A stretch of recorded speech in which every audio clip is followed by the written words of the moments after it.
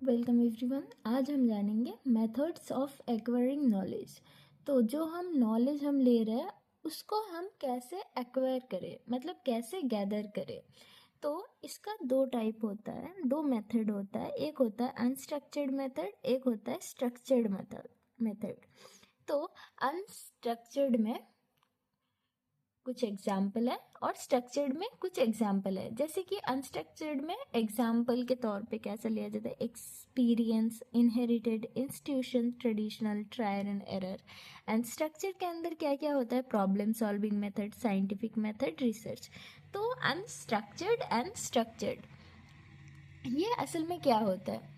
तो अनस्ट्रक्चर्ड मतलब हम ऐसे ही सडनली कोई हम लोग के अंदर थॉट आ गया, मतलब हम सोचे नहीं है कि ये करेंगे, पर हमारे दिमाग में कुछ क्वेश्चन आ गया, उसको हम बोलेंगे क्या, अनस्ट्रक्चर्ड मेथड।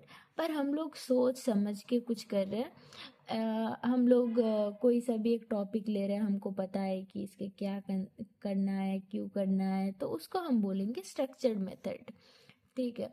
तो पहला अनस्ट्रक्चर्ड मेथड में क्या आएगा, एक्सपीरियंस। तो आप क्लिनिकल में जाते हो, आपको कोई सा भी एक क्वेश्चन आता है दिमाग में, तो आप कोई सा भी किसी के अभी आप कैनुला लगा रहे हो, नहीं तो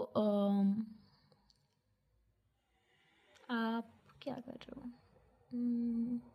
ठीक है।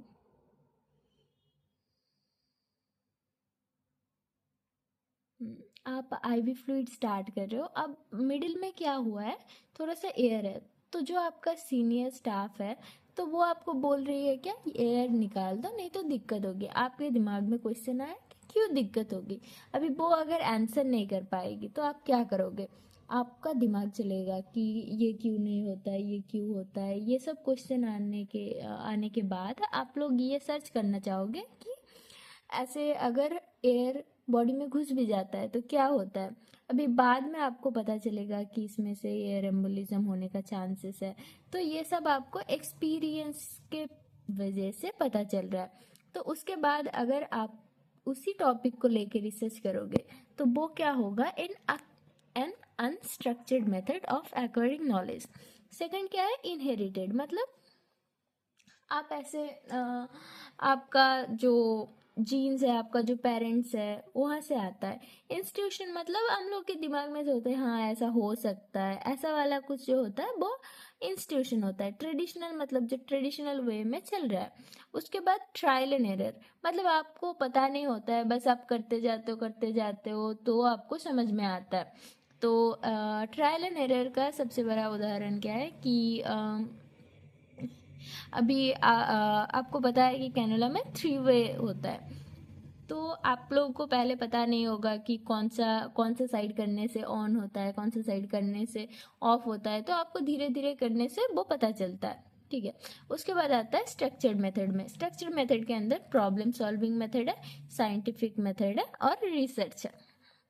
प्रॉब्लम सॉल्विंग मेथड मतलब आप कोई सा भी एक प्रॉब्लम ले रहे हो, उसके बाद आप कैसे उसे सॉल्व करते हो, वो होता है प्रॉब्लम सॉल्विंग मेथड।